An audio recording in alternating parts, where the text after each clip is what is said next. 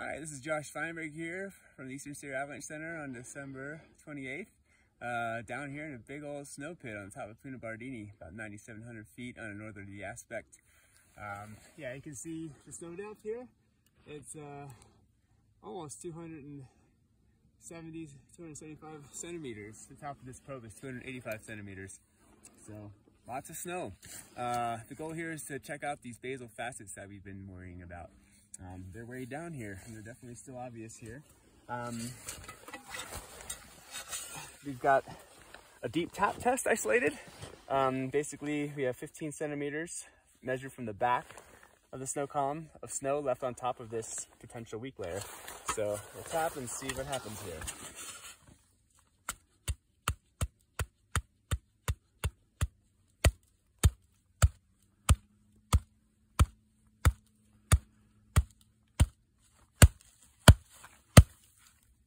That was 23 taps.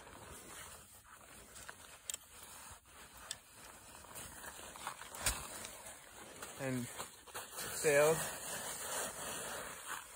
in these fairly defined facets. Got this layer here, quite loose and sugary still.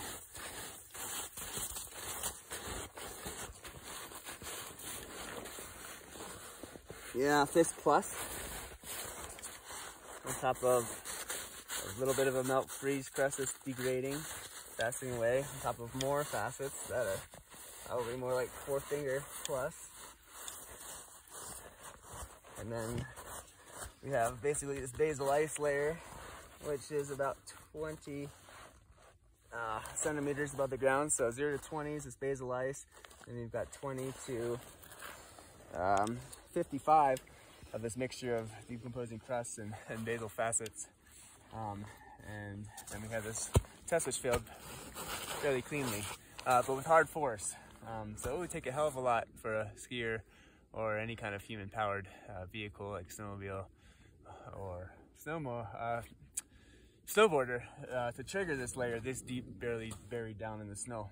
But if there was potentially somewhere it's wind stripped and there's a shallow point in the snowpack where it really does get really shallow and the human did hit that spot, that's what we're worried about. That could potentially trigger a failure across a bigger slope. Probably getting very unlikely at this point given this amount of snow on top. But still, we had some huge avalanches released on Mammoth Mountain by Ski Patrol a couple days ago that did fail down to these basal facets with some artillery explosives, so that was quite a force. But we'll see. Hopefully our confidence will gain soon and we can stop thinking about this, but for now it's still on our radar.